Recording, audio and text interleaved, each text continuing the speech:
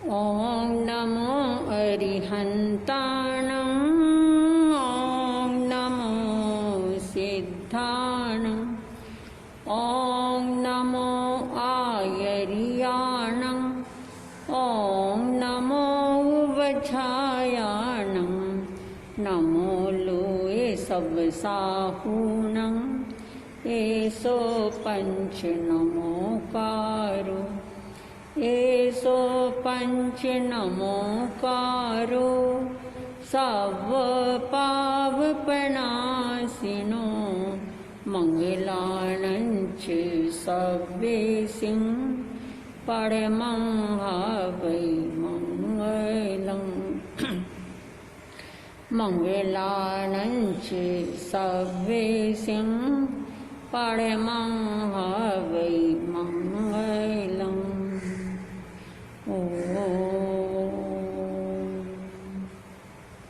ॐ ह्रीं श्रीं क्लीं सिद्ध बाबा श्री रूपचंद गुरुवे नमः। ॐ ह्रीं श्रीं क्लीं आचार्य सुशी गुरुवे नमः।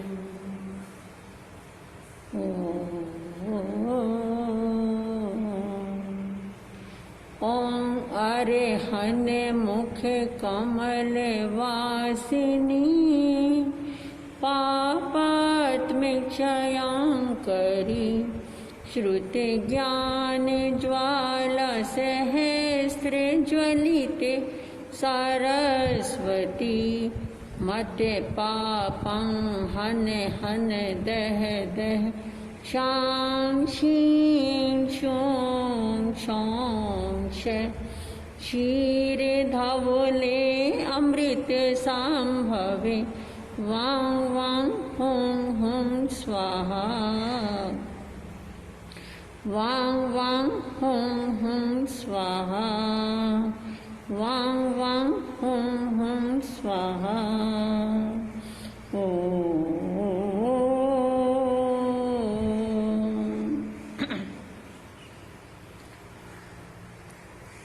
जिन धर्म के प्यारे लोगों जरा सुन लो अमर कहानी। जिन धर्म के प्यारे लोगों जरा सुन लो अमर कहानी। हमें भूल गए हैं जिनको जरा याद करो कुर्बानी। जरा याद करो कुर्बानी। वह सेठ सुदर्शन जिसको रानी ने कलंक लगाया, शूली पर चढ़ कर उसने महामंत्र का ध्यान लगाया। शूली का बना सिंहासन, सब लोग हुए सिर नामी। हमें भूल गए हैं जिनको जरा याद करो कुर्बानी। जरा याद करो कुर्बानी। 12 वर्ष सती अंजना की प्रीतम से हुई जुदाई। ब्रह्मचर्य नियम दोनों का कैसे बीते जिंदगानी। था प्रेम पति पत्नी का, देवों ने महिमा बखानी। हमें भूल गए हैं जिनको जरा याद करो कुर्बानी।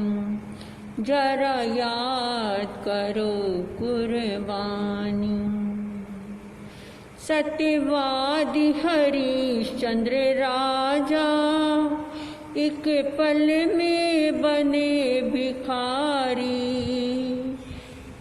सत्यवादी हरिश्चंद्र राजा एक पल में बने भिखारी।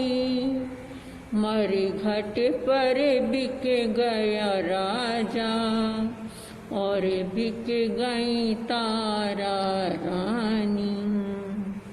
वो अटल रहे थे धर्म पर, फिर हो गई सब आसानी। हमें भूल गए हैं जिनको, जरा याद करो कुर्बानी। जरा याद करो कुर्बानी।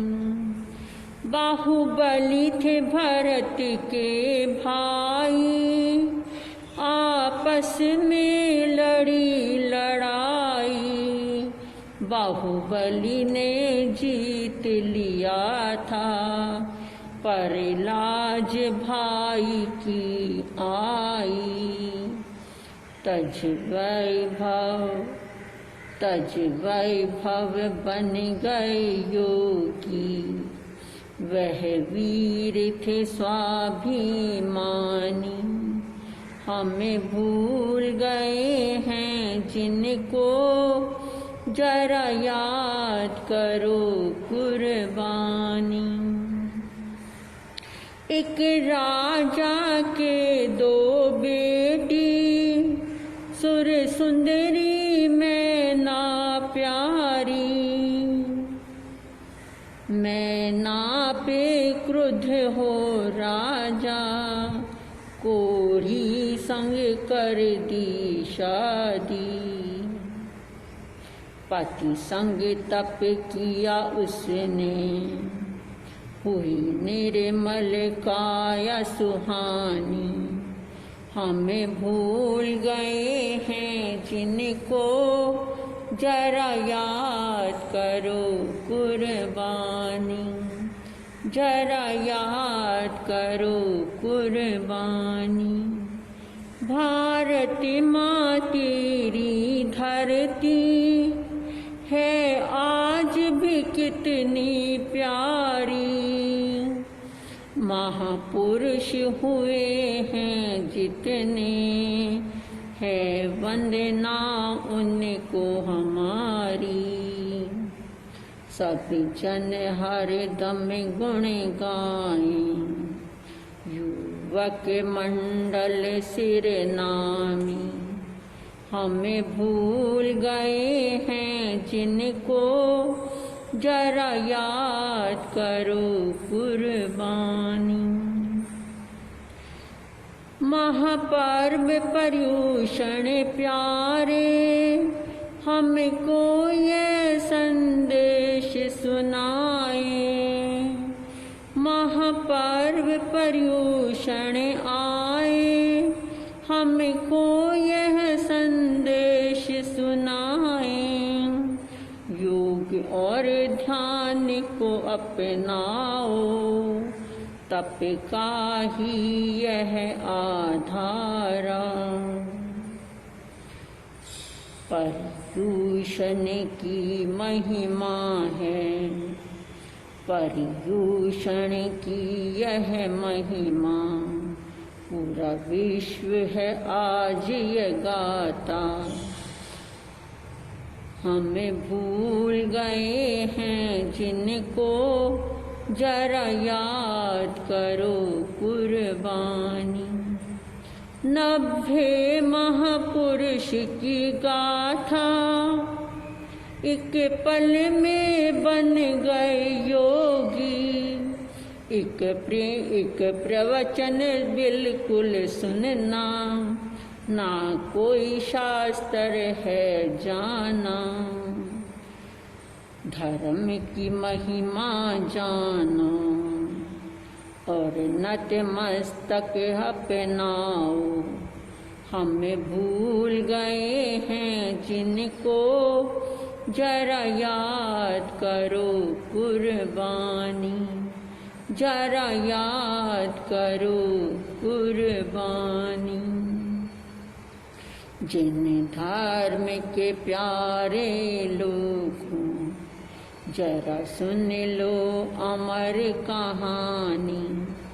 हमें भूल गए हैं जिनको जरा याद करो कुर्बानी, जरा याद करो कुर्बानी।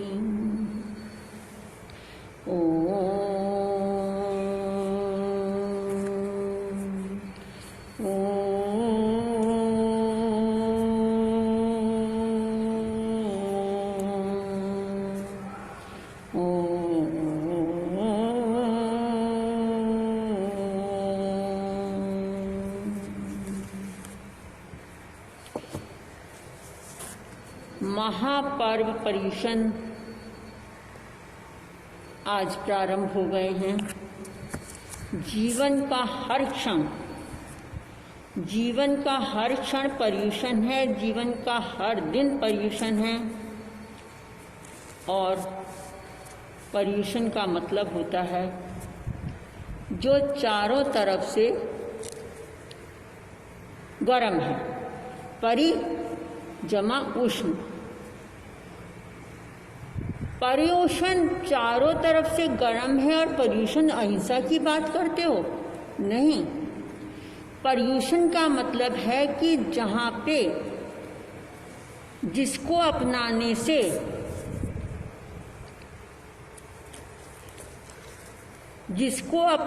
से सर्व सुख प्राप्त होते हों, जिसके नियमों का पालन करने से सारी व्याधियां समाप्त हो जाती हों, उसको हम कहेंगे पर्युषण। जिस प्रकार से बिना तपे सोना भी कुंदन नहीं बनता, लोहा भी अपनी स्थिति को प्राप्त नहीं होता, उसको भी जब बहुत तपना पड़ता है तभी वह इस स्थिति में पहुंचता है कि वो आपके काम आ सके और उसकी उपयोगिता को सब तुम समझ सको।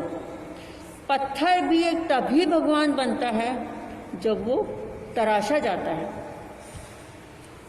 इसी तरह से अंतकृत दशांग शास्त्र में 90 महापुरुषों का वर्णन है, जिन्होंने अरिष्टनेमी भगवान महावीर के केवल एक प्रवचन सुना है।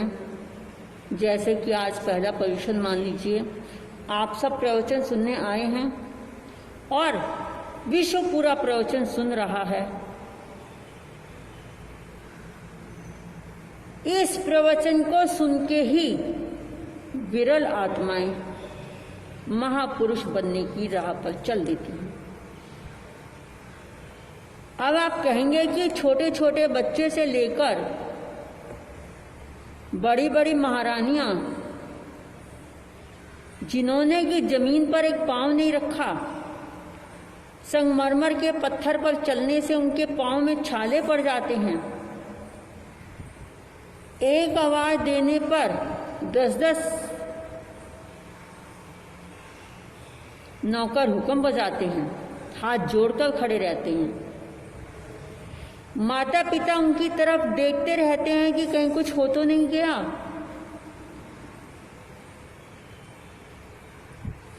ऐसे ऐसे सभी 90 महापुरुष राजाओं के महल से निकले हैं, महारानियां हैं, बच्चे हैं, और अरिष्टनेमी भगवान के 51 महापुरुष हैं जो उनके पास में दीक्षित हुए। और वो सारे के सारे 51 के 51 कृष्ण भगवान के परिवार से हैं। कृष्ण भगवान के परिवार से 51 महापुरुष हैं। और अरिष्टनेमी भगवान जो जैन धर्म के 22वें तीर्थंकर हैं, वो कृष्ण भगवान के अनुज चचेरे भाई हैं। छोटे भाई हैं वो, परंतु साधु बनने के कारण राजा कृष्ण उनको वंदन करते हैं, नमस्कार करते हैं, और जब भी वो शहर में आते हैं तो उनका उपदेश श्रवण करने भी जाते हैं। ये नहीं है कि उनको बुलावा दिया जाता है, उनको निमंत्रण दिए जाते हैं और तब कोई वहाँ पहुँचता है, ऐसा नहीं। जिसको लगन होती है वो हर जगह पहुँचता है और उसको सब काम करने होते हैं। पर्युषण महापर्व के अंदर जो ये जिस भी महापुरुष ने अंतकृत दशांग शास्त्र का विवेचन हमारे सामने संकलित किया है, भगवान महावीर की वाणी है, परंतु भगवान महावीर ने यही उपदेश उस जमाने में, उस काल में, इन दिनों दिए हों, ऐसा कोई निश्चित प्रमाण नहीं है। और सबसे बड़ी बात, पहले अध्याय में जब गौतम कुमार आदि 10 कुमारों का वर्णन आता है तो उसमें उनकी शिक्षा दीक्षा मेघ कुमार के नाम से दी जाती है कि मेघ कुमार की तरह से उनका वर्णन जाने, और जबकि मेघ कुमार भगवान महावीर के समय में दीक्षित हुए हैं, बहुत समय बाद। तो ये संकलन है, परंतु जिसने भी संकलन किया है अति अति अति सुंदर किया है। कथाओं के माध्यम से हमें जल्दी समझ में आता है कि उसने क्या किया था, तो मुझे क्या करना है। सारा जो प्रवचन है, सारा जो शास्त्र है, वह अर्धमागधी भाषा में है। उस जमाने में इसका मतलब है कि अर्धमागधी भाषा का प्रयोग होता था।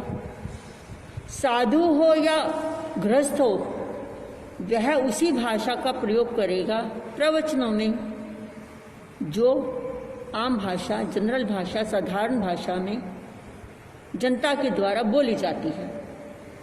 जनता बोलती है हिंदी और मैं बोलूं इंग्लिश,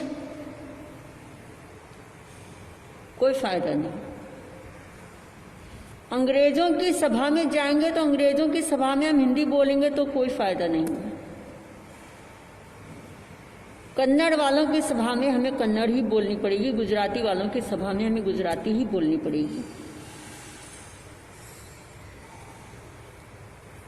इसलिए ये सारा जो प्रवचन है, सारा जो उपदेश है, भगवान महावीर ने अर्धमागधी भाषा में दिया है। मूल पढ़ना भी जरूरी है, मूल भी पढ़ेंगे और साथ में आपको हिंदी में उसका अनुवाद भी बताएंगे। प्रथम वर्ग की वाचना दी जा रही है। सुधर्मा स्वामी जो भगवान महावीर के 5वें गणधर हैं, भगवान महावीर के बाद वो पहले उनके पटाधीश बने हैं। उनके पाठ पर, उनकी परंपरा में वो सर्वोपरि बने हैं। वहाँ पर आचार्य बनने की कोई परंपरा नहीं है।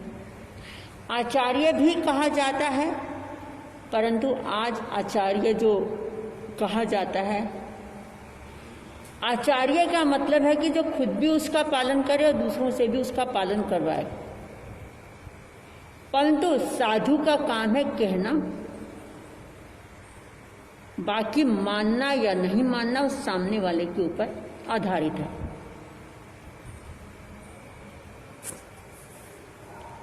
जम्बू स्वामी 32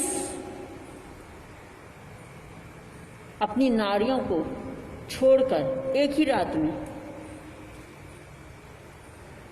और प्रभव चोर जो उनके घर में चोरी करने आया है, उनके साथ दूसरे ही दिन वो दीक्षित हो जाते हैं।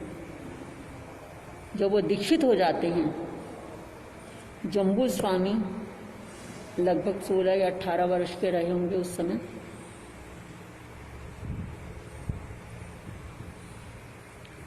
जम्बू स्वामी सुधर्मा स्वामी से प्रश्न पूछ रहे हैं कि हमारे परमात्मा ने, हमारे परम श्रद्धेय भगवान ने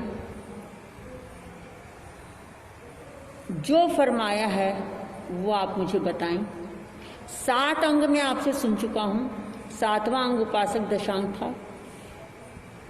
गृहस्थियों की, उपासकों की बारे में है, वो हम फिर कभी बताएंगे।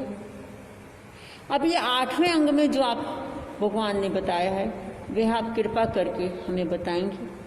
सुधर्मा स्वामी जम्बू स्वामी को बता रहे हैं, जम्बू स्वामी ने हमारे बड़ों को बताया, बड़ों ने हमको सिखाया और हम आप सबको बता रहे हैं। ये परंपरा आगे भी हमेशा हमेशा के लिए चलती रहेगी। ऐसा नहीं है कि ये परंपरा नहीं चलेगी। इसे श्रुत परंपरा कहा जाता है, जो सुन करके प्राप्त होती है। जो हमें सुन के जो हमें याद हो रहा है वो हमारा लिख के भी कभी भी याद नहीं होता। हम सारी उम्र पढ़ते रहते हैं 24 साल तक। 24 साल में से 5 साल निकाल दीजिए, 20 साल तक हम पढ़ते हैं, 5 साल की उम्र से लेके, बल्कि और छोटे 2.5 साल का शुरू कर देते हो पढ़ाना हमें, और उसके बाद हम पढ़ते रहते हैं। परंतु अक्षर कौन से होते हैं? जो हमें पहली क्लास में पढ़ाए जाते हैं, और जो हमें प्री नर्सरी में पढ़ाए जाते हैं वे पहली कक्षा की भी हमें ज़रूरत नहीं है। और वही अक्षर पढ़े हुए भी, सुने हुए भी, याद किए हुए भी, वो हमारे पूरी उम्र काम आते हैं। जितनी भी बातें हम करते हैं वो सब अपने मन से करते हैं, अपनी सोच से करते हैं, अपनी बुद्धि से करते हैं। पढ़ा हुआ तो सिर्फ केवल केवल केवल क्या काम आता है? जो हमने पहली क्लास में पढ़ा है। जिस तरह से हमें उस अक्षरों का ज्ञान होने के बाद केवल हमें पढ़ाई की ज़रूरत है। जितना ज़्यादा से ज़्यादा हम पढ़ाई करेंगे, जितनी ज़्यादा से ज़्यादा हम किताबें पढ़ लेंगे, हमारी बुद्धि तेज़ हो जाएगी। चाहे उसमें कहानियाँ आ जाएं, चुटकुले आ जाएं, कुछ भी आ जाए, धर्म नहीं चाहिए वहाँ पर। वहाँ पर जो धर्म है वो क्या है? पढ़ना। बच्चों का धर्म है पढ़ाई करना, बड़ों का कहना मानना। धर्म का अर्थ पूजा पाठ पद्धति से है, परंतु ये सबसे अंतिम क्रिया है। विनय, वैयावर, स्वाध्याय, ध्यान, कायोत्सर्ग, ये सब सबसे बाद की। अनशन, उनोदरी, भिक्षाचर्य, रसपरित्याग, काया कलेश। काया कलेश भी सबसे बाद का है, और जिसको कि हम सबसे पहले सिर पर उठाए घूमते हैं। 6 आभ्यंतर तप हैं और 6 बाह्य तप हैं।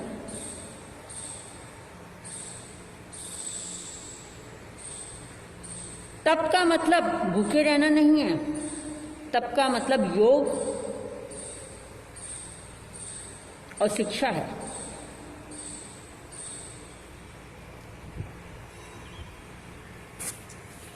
प्रथम वर्ग की वाचना मूल भाषा में प्रारंभ की जा रही है।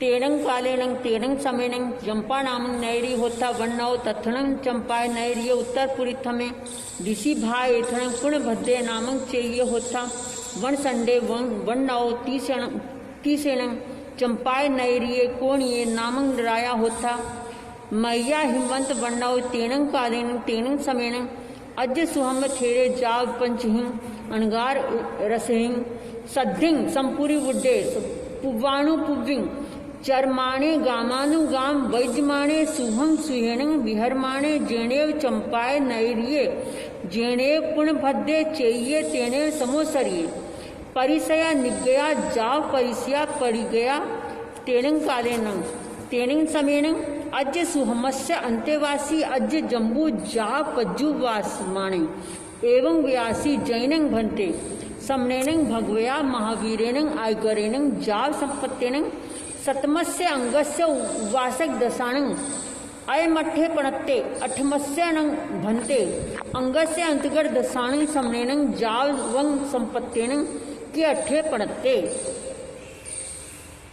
एवं खलु जम्बू समनेनं जाल संपत्तेनं अठमस्य अंगस्य अंतगर दशानं अठ वग्गा पणत्ता जैनं भन्ते समनेनं जाल संपत्तेनं अठमस्य अंगस्य अंतगर दशानं अठ वग्गा पणत्ता परमस्य अणं भन्ते वग्गस्य अंतर्गत दशानं समयनं जाव संपत्त्यनं कहई अध्ययनपणता एवं खलु जम्बू समयनं जाव संपत्त्यनं अठमस्य अंगस्य अंतर्गत दशानं पढ़मस्य वग्गस 10 अध्ययनपणता तंग जहाँ गोयम समुद्र सागर गंभीरे चेव होई थिमिते यह आयले कंपिले खलु अखोप पसीणति विणहु जैनं भन्ते समनेनं जाल संपत्तिनं अठमस अंगस अंतर्गत दशानं पड़मस वग्गस 10 अध्ययन पणत्ता तंग जहा गोयम जा विणहु पड़मसनं भन्ते अध्ययन से अंतर्गत दशानं समनेनं जाल संपत्तिनं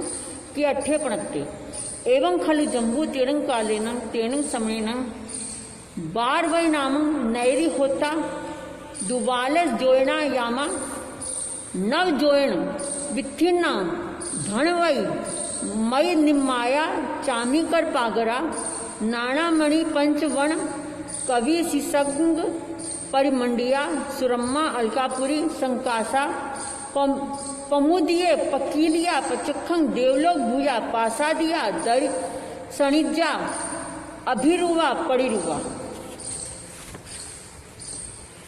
तीसरें बार बहन ये रिये बहिया उत्तर पूरी पुरछ में दिसी भाई एथणं रेव ये नामंग पव्वय होथा वन्नव तथनंग रेव ये पव्वय नंदन वने नामंग उज्जानंग होथा वन्नव सुरप्रिय नामंग जखाय तणे होथा पुराणे सेनं एगेनं वनसंडेनं परीक्षिते अशोक वर पाए तथनंग बार बहन नैरिये कन्ने नामंग वासुदेवे राया परिवसई महया राय वन्नाओ सेनं तथ समुद्रवी विजय पामुखाणं दसनहं दसारणं बलदेव पामुखाणं पंचनहं महावीरणं पज्जुणं पामुखाणं अठठाणं कुमार कोड़ीनं संब पामुखाणं सठिये दुदंत साहसिनं महसेनं पामुखाणं 56 नाय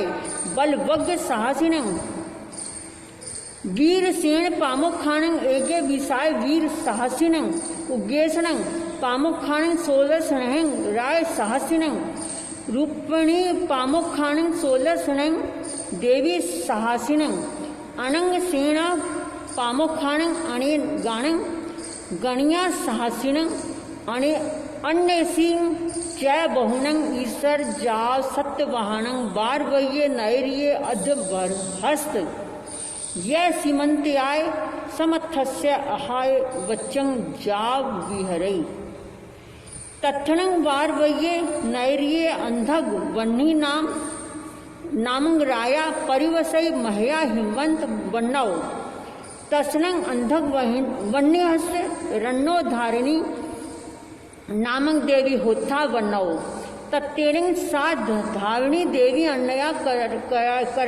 कयाई तंसी तारिस गंसी सैनी जंसी एवं जहा महबले सुमिर दंग सण कहना जम्मंग बालतनं कलाओ ये जोवन पाणी गहाणं कंता पासाय भोगाय नवरंग गोयमो नामिनंग अट्ठणं रायवर कन्नाणं एगे दिवसेन पाणी गेणवंती अट्ठवो दाओ तेरंग कालेनं तेरंग समेणं अर्हा अरिठनेमी आई गरे जा विहरे चौविहा देवा आ गया कन्हे भी निग गए तेरंग तस गोयमस कुमारस्य जहा मेहे तहा निग गए धम्मंग सोचा निसम्मंग जंग नवरंग देवानु पिया अम्मा पियारो आ पुच्छामी देवानु पियाणं अंतिये पव्यामी एवं जहाँ मेहे जाव अनगारे जाय ईरिया समिये जाव इन एवं निगंथं पाव्यणं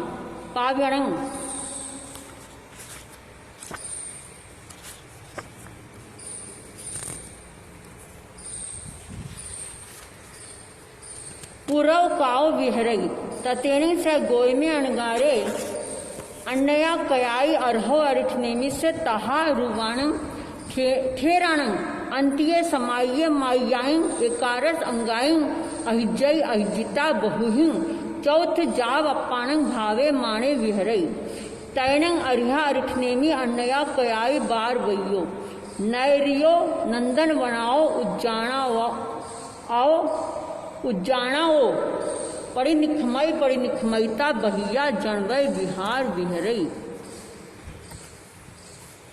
तत्तेने से गोय में अणगारी अन्नया कयाई जेने अर्हा अरिठनेमी तेने उवागच्छैता अर्हं अरिठनेमी तिकुत्तो आयनिंग पायनिंग करेता वंदे नमंसैता एवं व्यासी इच्छामिनं भन्ते तुभ्यं अभिनुनाय समाने मासियं भिक्खु परिमं उपसंपज्जितानं विहरेतय एवं जहाँ खंदो तहा बारस भिक्खु परिमाओ फासे फासिता गुण रहनं पीतवो कम्मं तहे फासे निर्वशेषं जहाँ खंदो तहा चिंतई तहा अपुच्छई तहा थेरें सद्धिं से तिज्जं दुरुहई मासियाय संलेहनाय बारस बारिसाई परिताय जाव सिद्धे एवं खलु जम्बू सम्रेणं जाल संपत्तिणं अठम संगस्य अंतर्गत दशाणं परम वग्गस्य परमं अध्ययनस्य अयमठ्ठे प्रणत्ते एवं जहाँ गोयमो तहा शेषा वह्निपिया धावणी माता समुद्रे सागरे गंभीरे थिमिये अयले कंपिले अखोबे पसीणई विणहुए एगम्मा परमो वग्गो 10 अध्ययना प्रणस्ता इति प्रथम वर्ग पहले वर्ग की अर्धमागधी में वाचना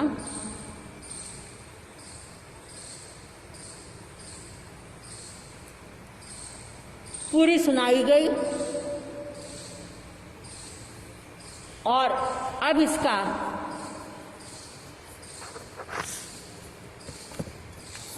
इसमें काफी भाषा तो आपको समझ में आ गई होगी क्योंकि पहले भी कुछ बता दिया गया था, परंतु जम्बू स्वामी कहाँ बैठे हुए हैं, कहाँ पर ये वासना चल रही है? द्वारका नगरी में और 5वें आर्य में चल रही, इसी काल में जिसमें हम चल रहे हैं। और भगवान महावीर के प्रथम पट्टाधीश हैं, प्रथम पट्टधर हैं सुधर्मा स्वामी। वह अपने 500 शिष्यों के साथ में वहां आए हैं चंपा नगरी में, द्वारका में नहीं, चंपा नगरी में। द्वारका में तो भगवान अरिष्टनेमी ने उपदेश दिए हैं, वहां के वर्णन है सारे, परंतु ये जो वासना चल रही चंपा नगरी में चल रही है। और ये चंपा नगरी महाराजा श्वेनिक के बेटे कोणिक के द्वारा बसाई गई है।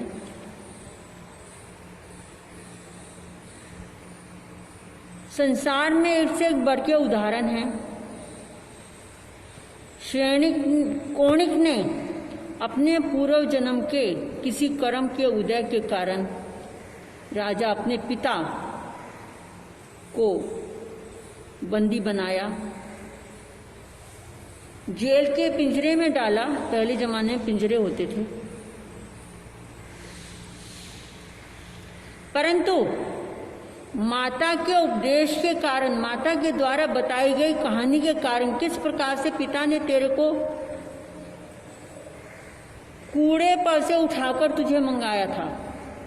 मैंने तो तुझे फेंक दिया था कि तेरे गर्भ के आने के बाद में मेरे मन में भावनाएं अच्छी नहीं आती थी, तो जैसे ही तूने जन्म लिया था वैसे ही मैंने दासी को हाथ तुझे कूड़े पर पहुंचा दिया था।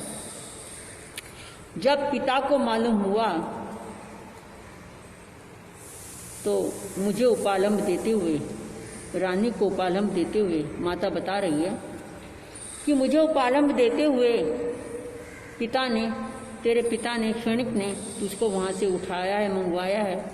इतनी सी देर में मुर्गे ने तेरी उंगली काट ली थी छोटी, और उसमें पीप और मवाद पड़ गई थी, जिसके कारण से तू बहुत परेशान होता था, सारे रात जागता रहता था, रोता रहता था।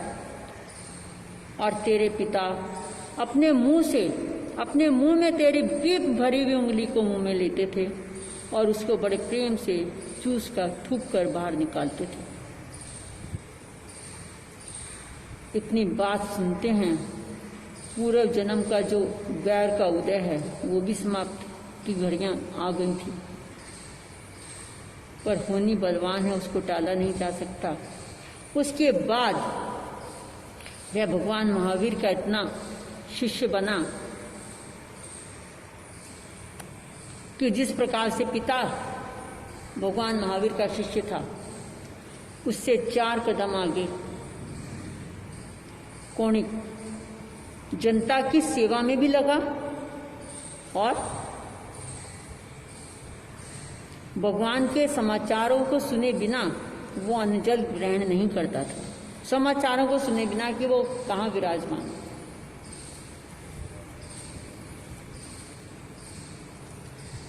कौणिक राजा की कहानियां या उनके संस्मरण बहुत हैं, अभी बताएंगे। तो उस चंपा नाम की नगरी जो राजा कौणिक ने बसाई थी, पिता की जो विरह था, पिता से जो वियोग हुआ था, उसके बाद वह पिता की बसाई नगरी में नहीं रह पाया और उसने अपने सबसे मंत्रियों से सलाह करके चंपा नगरी बसाई और उसको अपनी राजधानी बनाया। इसकी सुंदरता का वर्णन भी बेमिसाल है। अति अति अति सुंदर ये नगरी बसाई गई है। इस नगरी के उत्तर और पूर्व दिशा के मध्य में ईशान कोण में पूर्ण भद्र नाम का एक उपवन है। आज साधु उपवन में बहुत कम ठहरते हैं। उस जमाने में, उस काल में उपवन के बिना साधु संत शहरों में नहीं निवास करते थे। शहरों में सिर्फ गोचरी करने के लिए आते थे, लेने आते थे, करने भी नहीं, लेने आते थे और वापस उपाश्रय में, मतलब उद्यान में जाकर ही सबके साथ में गोचरी का यानी कि आहार को, भोजन को ग्रहण करते थे।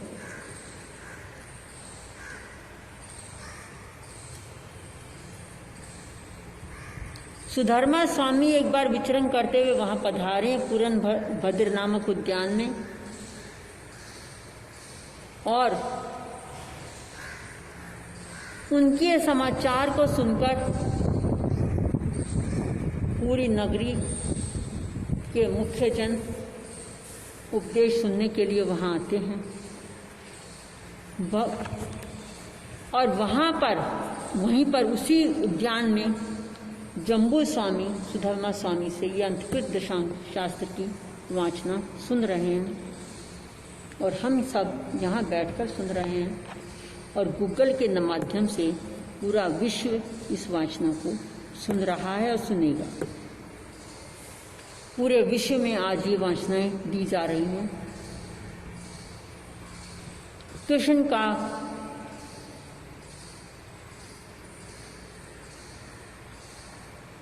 युवावस्था, द्वारिकाधीश बनने के बाद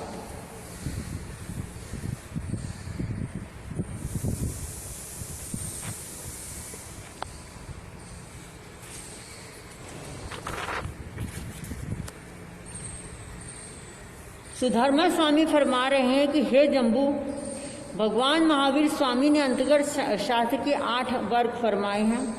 उनमें से ये 8वां वर्ग जो है, उसमें के पहले वर्ग में, 8वें अंग के पहले वर्ग में कितने अध्याय हैं? इसमें 10 अध्याय भगवान महावीर ने फरमाए या संकलित बाद वालों ने, हमारे मुख्य बड़े आचार्यों ने किए हैं, क्योंकि वो बात समझ में जल्दी आती है। गौतम, समुद्र, सागर, गंभीर, स्थमित, अचल, कौंपिल्य, क्षोभ, प्रसेन और विष्णु कुमार, ये 10 भाई हैं, माता 2 हैं।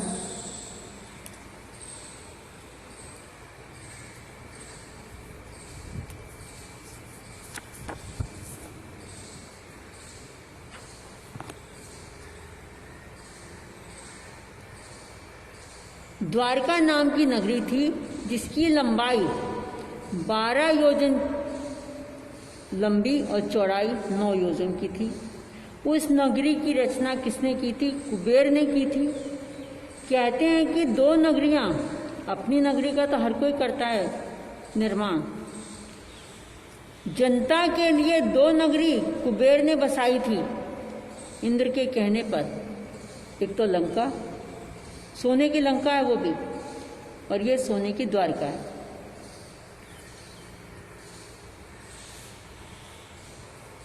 सोने की लंका और सोने की द्वारका,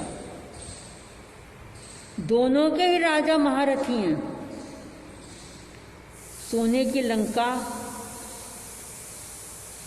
मुनि सुब्रत स्वामी के टाइम पर बसाई गई थी, और ये द्वारिका अरसनेमी भगवान के समय में बसाई गई है।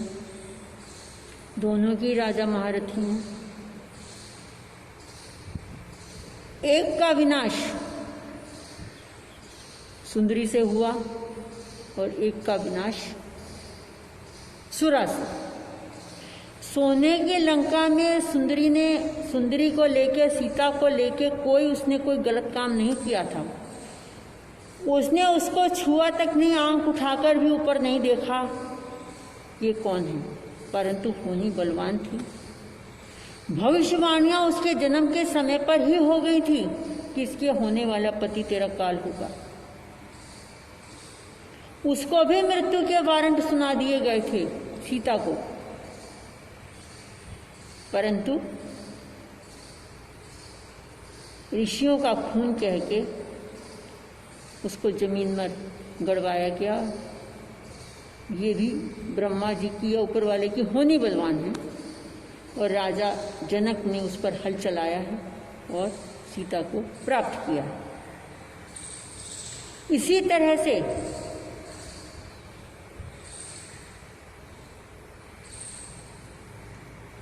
द्वारिका का जो विनाश है वो सुरा से, शराब से हुआ। शराब पीने वालों ने भी ये सोच के शराब नहीं पी कि ये शराब है, उन्होंने उसे पानी समझ के पानी पिया था। पानी समझ के उस तालाब में से पानी पिया। तालाब कभी शराब से भरा हुआ नहीं होता। अरसनेमी भगवान द्वारा जब ये मालूम पड़ा कि द्वारिका का विनाश सुरा से होगा, शराब से होगा, तो पूरी नगरी में ढिंडोरा पिटवा दिया गया था। पूरी नगरी में ये बंधन लगा दिया गया था कि अब शराब यहाँ पर नहीं पी जाएगी। शराब के भरे हुए गड्ढे के गड्ढे भर दिए गए। जितनी भी घड़े थे, जहाँ पर भी जिस भी जगह इकट्ठी हो रखी थी शराब, रखी हुई थी बर्तनों में, शीशियों में, जैसे भी, वो सब उठा के कहाँ फेंक दी गई? द्वारका के बाहर बने तालाब में, सूखे तालाब में। थोड़ा सा उसमें पानी होगा और वो शराब इतनी थी कि जब जिस तरफ शराब बनती ही गंध खाने से है, मतलब कहते हैं ना कि उसको, फल को या अंगूर को महीनों के लिए बड़े कुंड में दबा के छोड़ दिया जाता है, ऊपर से लाइटें जला दी जाती हैं। जितनी ये पुरानी होती जाती है उतनी अच्छी मानी जाती है, जो सुनते हैं। अब वो जो तालाब में शराब डाली गई, वो इतनी पुरानी हो गई, इतनी भयंकर हो गई कि एक बार नगर के, अपने राजा कृष्ण के ही परिवार के कुमार खेलने के लिए वहाँ बाहर, नगर में के बाहर वहाँ पहुँच गए। खेल रहे हैं, खेलते खेलते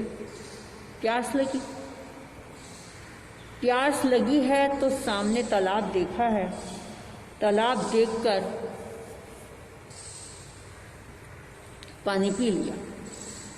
उन्होंने कभी जिंदगी में शराब नहीं पी थी। छोटी उम्र के बच्चे थे, छोटी उम्र के कुमार थे, अल्लड़पन था। शराब पीने के बाद, उन्होंने तो पानी पिया है, शराब के नशे में उनको नशा चढ़ जाता है और इतने मदमस्त हो जाते हैं कि उनको कोई भान नहीं रहता कि सामने द्वैपायन ऋषि तपस्या कर रहे थे। पास में ही एक मरा हुआ सांप पड़ा था, उसको उठा के खेल खेल में द्वैपायन ऋषि के गले में डाल दिया और भाषा से, मुंह से जो भी अटखेलियां कर सकते थे वो करी। द्वैपायन ऋषि ने अपने को बहुत संभाला, बहुत रोका, पर एक सहने की भी एक सीमा होती है, सुनने की भी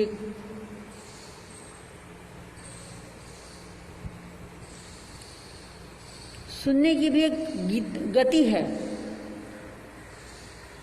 कि किस गति में, किस हद तक हम सहन कर सकते हैं। जब द्वैपायन ऋषि सहन नहीं हुआ, लब्धिधारी थे, तपस्याएं बहुत होती थी, साधकों के पास आज भी तपस्याएं बहुत हैं, लब्धियां बहुत हैं, उसका उपयोग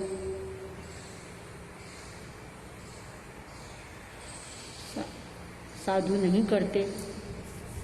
इसलिए आप लोगों को लगता है कि साधु को जो मर्जी कह दो, जो मर्जी सुनाया हो, कोई फर्क नहीं पड़ता, परंतु ऐसा नहीं है। यदि सत्य और असत्य दो बातें हैं, यदि आपने सत्य के ऊपर प्रहार कर दिया तो आपका विनाश निश्चित है, साधु के द्वारा नहीं, ऊपर वाले के द्वारा, आपके कर्मों के द्वारा। और असत्य के ऊपर किया गया प्रहार आपको महापुरुष बना देगा कि आपने गलत बात के लिए आवाज़ उठाई है। तो इसलिए सोच बोलें, सोचकर कहें, सोचकर काम करें। ये सत्य का प्रहार है, सत्य के ऊपर प्रहार है या असत्य के ऊपर प्रहार है।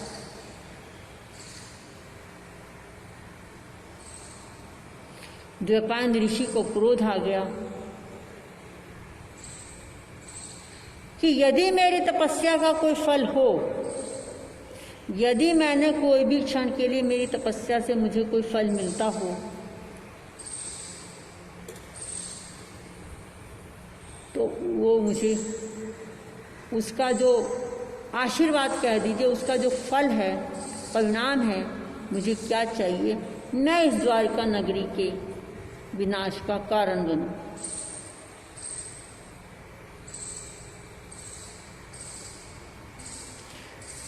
बात राजा कृष्ण के पास पहुंची, बात वहां के सभी धुरंधरों के पास पहुंची। सब दौड़कर महाराज के पास आए, उन्होंने की विनय की, बहुत कुछ किया, हाथ पैर जोड़े, नहीं माने।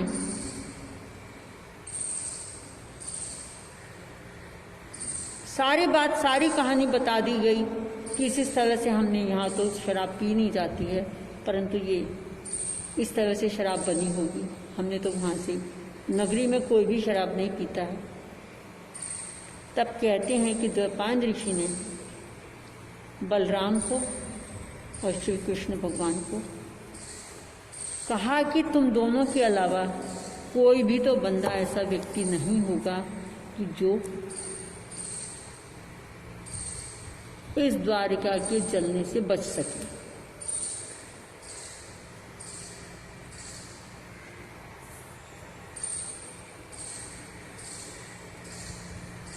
और कहते हैं कि द्वैपायन ऋषि भी जब स्वर्ग को प्राप्त हुए हैं,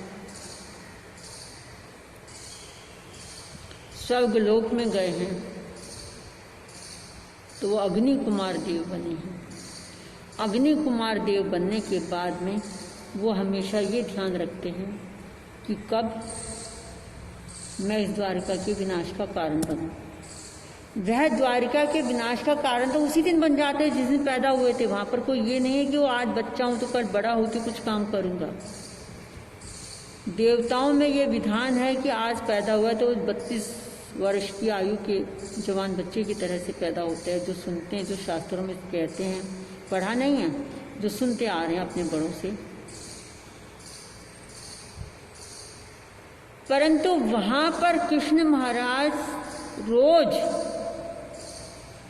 एक आयंबिल की तपस्या पूरे नगर में होती थी। बारी बंधी थी कि आज इस घर से तपस्या होनी थी, आज इस घर से तपस्या होनी है। 12 वर्ष तक ये तपस्या चलती रही, एक दिन भी नहीं छूटा। एक दिन भी नहीं छूटा कि जिस दिन तपस्या वहाँ पर नहीं हुई हो, जिस दिन वहाँ पर आयंबिल नहीं हुआ हो। और जब बहुत समय बीत जाता है और जब होनी आती है, समय आता है, तो वही भावना बन जाती है कि अरे अब कौन सा उसे याद रहा होगा, इतने वर्ष हो गए, भूल गया होगा। जिसके घर की बारी थी उसने तपस्या नहीं करी, उसने तपस्या नहीं करी और अग्नि कुमार देव को मौका मिल गया और पूरी नगरी धू धू करके जल गई। कृष्ण और बलराम अपने माता पिता को बाहर निकालने के लिए प्रयास करते हैं। जो उसमें बैल घोड़े आदि पशु जो उसमें जितने थे वो सब जिसको भी लगाते हैं वो सब खत्म होते जाते हैं। इतना समय है नहीं है तो खुद दोनों भाई माता पिता को रथ में बिठाते हैं और खुद जुट जाते हैं बैलों की जगह। और जैसे ही वो नगर के द्वारका के दरवाजे पर पहुंचते हैं, माता पिता अंदर रह जाते हैं, कृष्ण और बलराम बाहर निकल आते हैं और बीच में से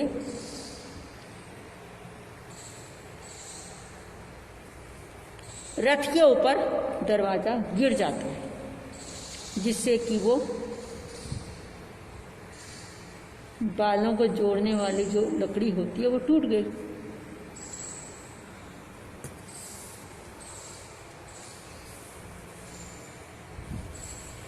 जरा कुमार वो भी कृष्ण के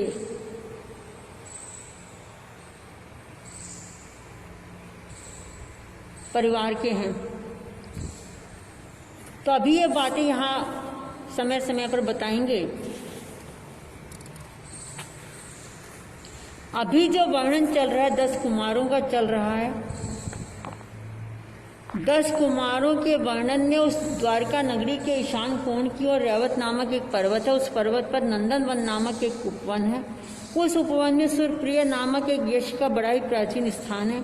उस स्थान के चौर एक विशाल वन खंड है, जिसमें अनेक अशोक वृक्षों की अपूर्व छटा लहरा रही थी। और उस नगरी में कृष्ण राजा राज्य करते हैं। 3 खंड के सम्राट हैं। समुद्र विजय आदि परस्पर एक दूसरे की समता रखने वाले 10 राजा और भी हैं। बलदेव आदि 5 महावीर पुरुष हैं। प्रद्युम्न आदि 3.5 करोड़ कुमार हैं। 3.5 करोड़ युवा संपदा है हमारे पास। महासेन आदि 56,000 साहसिक योद्धा है, सेना है हमारे पास। वीरसेन आदि 21,000 एक दूसरी सेना है, स्पेशल सेना, वीर पुरुष हैं वो भी। उग्रसेन आदि 16,000 मांडलिक राजा हैं। रुक्मणी आदि 16,000 रानियां हैं। ये 16,000 रानियां जिनको कि कृष्ण जी ने दूसरे राजाओं से मुक्त कराया था और उनको रानी की पदवी दी गई थी कि जिससे कि उनका जीवन यापन आराम से बीत सके, उनको जीवन में कभी कोई परेशानी नहीं आए। ये अन्य 16,000 रानियों को कृष्ण के द्वारा दी हुई ये पदवी थी। और वरना तो उनकी एक ही रानी है, एक ही पटरानी है, रुक्मणी। नृत्य कला में प्रवीण अनंग सेना आदि अनेक नृत्यांगना हैं। और भी अनेक धनाढ़ सेठ साहूकार आदि लोग वहाँ निवास करते हैं। ऐसी समृद्धिशाली नगरी में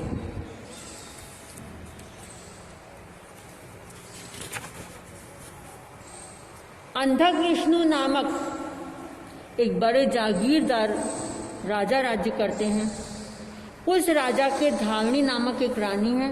यह रानी एक दिन शयनागार में सो रही थी। पिछली रात्रि में शुभ सपन देखा। 9 मास 10 दिन व्यतीत हो जाने के बाद में एक बालक रत्न को उत्पन्न हुआ है और जिसका नाम गौतम कुमार रखा गया है। गौतम कुमार जब रखा गया है और उसका विवाह युवा होने पर 8 कन्याओं के साथ होता है और वधू पक्ष की ओर से एक एक वधू को 8-8 करोड़ के सुनैया उनको दान में दहेज में मिलते हैं। दहेज देने की, लड़कियों को संपत्ति देने की परंपरा प्राचीन काल से है, परंतु उस जमाने में जबरदस्ती से ये विधान नहीं था। अपनी इच्छा से लड़की के माता पिता अपनी लड़की को ये सुविधाएं देते थे। आज ये सब नहीं है, आज ये सब परंपराएं बंद हो चुकी हैं।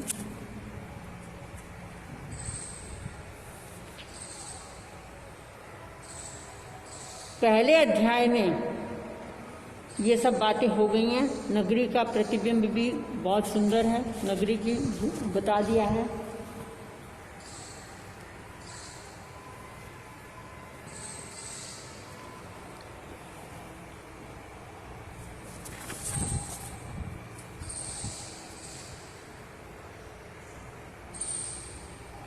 वैमानिक देव भी अरिष्णेमी भगवान के दर्शन करने आए हैं।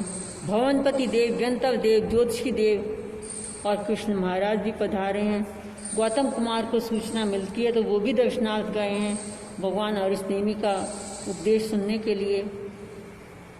और वहाँ ही उन्हें एक ही व्याख्यान सुनने पर उनको वैराग्य प्राप्त हो गया और ये भगवान से बोले, हे प्रभु, मैं अपने माता पिता से पूछकर आपसे दीक्षा की आज्ञा को दीक्षा लेने आऊँगा। पहले जहाँ दीक्षा लेनी है उनसे आज्ञा ली है कि महाराज मैं दीक्षा लेना चाहता हूँ। जब उन्होंने उसको जैसा तुम्हें सुख हो वैसा तुम करो, जब उन्होंने उसको आज्ञा दे दिया, फिर वो अपने माता पिता से आज्ञा लेते हैं कि मैं महाराज के, मुनि महाराज के चरणों में दीक्षित होना चाहता हूँ। और माता पिता ने सबने बहुत समझाया, नहीं माने हैं और उनकी दीक्षा हो गई। दीक्षा होने के बाद में एक भी तो नमोकार मंत्र नहीं आता, एक भी तो लाइन नहीं आती है। उसके बाद में कहते हैं कि सारे समाज से लगाकर 11 अंग पर्यंत ज्ञान संपादन किया। अब समाज का विधान उस जमाने में था या नहीं था, परंतु कोई बात नहीं। शास्त्रों में जो कहा जाता है, उन्होंने विद्या अध्ययन किया है। क्या विद्या अध्ययन किया है? उसमें तो जो शास्त्रों की बात हो, जो मुनियों की बात होती है, वही अध्ययन किया जाएगा। और साथ साथ में तपस्या भी कर रहे हैं। तपस्या का मतलब भूखे रहना नहीं है। तपस्या का मतलब है योग और ध्यान की शिक्षाएं करते हैं, क्रियाएं करते हैं। और एक दिन द्वारका नगरी से अरिष्णेमी भगवान वहाँ से विचरण करके दूसरी जगह चले गए और गौतम कुमार मुनि भी उनके साथ हैं। एक दिन गौतम अणगार ने, और उस जमाने में मुनि नहीं कहा जाता था, अणगार कहा जाता था। गौतम अणगार ने अरिष्णेमी के पास आकर उनके क्रम से 3 बार वंदना प्रदक्षिणा करी है और बिना पूर्वक हाथ जोड़कर निवेदन किया कि हे प्रभु, मैं मासिक भिक्षु परिमा तप को स्वीकार करना चाहता हूँ और आपकी आज्ञा हो तो मैं विचरण भी अलग करना चाहता हूँ। इस पर भगवान ने कहा कि जैसा तुम्हें सुख हो वैसा करो। और गौतम अणगार ने 1 परिमा से लेकर 12 भिक्षु परिमा तक का तप किया है। फिर गुण रतन नामक तपस्या भी उन्होंने की है। और अंतिम समय में स्थावर मुनियों को, बड़े मुनियों को साथ में लेकर शत्रुंजय पहाड़ पर गए, जो द्वारका में है।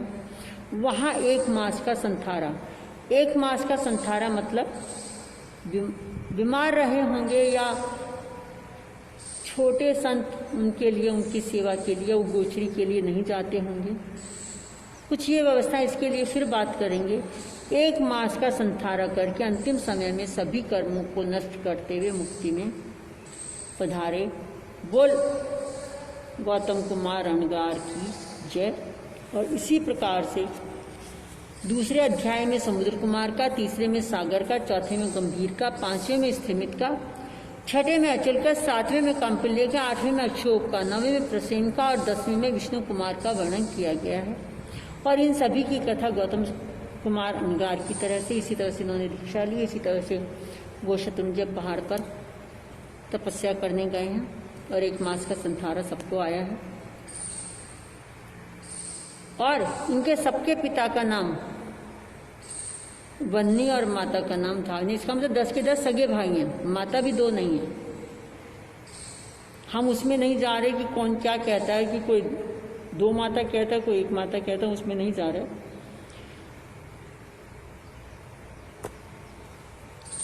वो 10 के 10 अणगार की जय।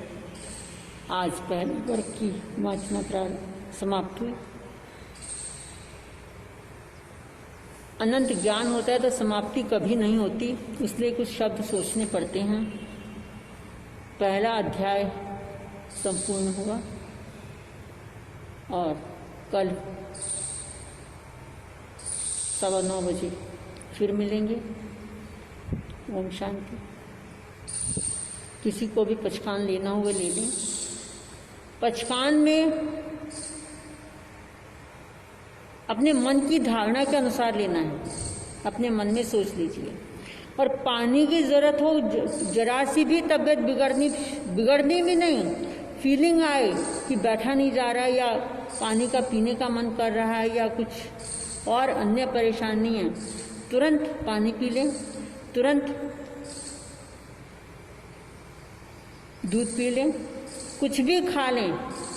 ये नहीं है कि नियम ले रखा है तो हमें कुछ नहीं खाना। नियम का मतलब है उसमें भी अगार रखवाया जाता है। हर पचकान में अगार होता है। पहले जमाने में जब साधु साध्वियों के भोजन गोचरी में लाने के बाद आहार बच जाता था, फिर वो किसको खिलाया जाता था? जो इकासने वाले होते थे। इकासने वाले तो कर चुके, जो व्रत वाले होते थे। उसके बाद भी यदि खाना बच गया तो बेले वालों को खाना खिलाया जाता था, वो भोजन फेंका नहीं जाता था। तब तुम कहोगे कि नहीं जी मेरा तो आज व्रत है, मेरा व्रत टूट गया। नहीं, मेरा तो आज बेला है, मेरा बेला टूट गया। नहीं, तपस्याएं कभी नहीं टूटती। इसलिए इस बात को ध्यान में रखेंगे। सबसे पहले स्वास्थ्य को ध्यान में रखेंगे, उसके बाद कोई तपस्या, कोई नियम को। नियम का तो धारण ऐसा है कि आपका हर क्षण नियम है। हमने आज जो खा लिया उसको खाने के बाद में जो हमने नहीं खाया उस तब का पचकान, वो भी नियम हो गया। जो हमने सोच लिया, जो हमने काम कर लिया, वो करने के बाद बाकी का पचकान। जहां घूम लिए उसको छोड़कर बाकी का पचकान। जो हमने खा लिया, जो हमने स्वाद चख लिया, एक ही चीज़ को हमने 2 चीज़ों में मिलाकर खा लिया तो उसको रस की गिनती में आ जाता है। चलो मंगल पाठ। नमो अरिहंताणि नमो सिद्धाणि नमो आर्याणि नमो वज्राणि नमो लोहे सभ्य सावनम एसो पंच नमोकारो सर्व पावपणासनो मंगलानं च सभ्य सिंह परमं हवै मंगलं। ओं ह्रीं श्रीं क्लीं सिद्ध बाबा श्री रूपचंद गुरुवे नमः। ओं ह्रीं श्रीं क्लीं आचार्य सुशील गुरुवे नमः। चत्तारि मंगलं अरिहंता मंगलं सिद्धा मंगलं साहू मंगलं केवलिपणत्तं धम्मं मंगलं। चत्तारि लो गुत्यमा अरिहंते लो गुत्यमा सिद्धे लो गुत्यमा साहू लो गुत्यमा केवलिपणत्तं धम्मं लो गुत्यमा। चत्तारि शरणं पवज्जामि अरिहंते शरणं पवज्जामि सिद्धे शरणं पवज्जामि साहू शरणं पवज्जामि केवलिपणत्तं धम्मं शरणं पवज्जामि। 4 शरणे दुख हरणे और न शरणा कोई, जो भव प्राणी करे आदरण, सिका अजर अमर पद होय। उसका अजर अमर पद हो। ओम शांति शांति शांति। ओम। कल्याण हो, मंगल हो, आनंद हो। हंसते रहो, मुस्कुराते रहो, गुनगुनाते रहो, अपनी हर इच्छा पूरी करते रहो। बोला रथ भगवान की जय। सभी साधु संतों की जय। आज के आनंद की जय। पूरे विश्व का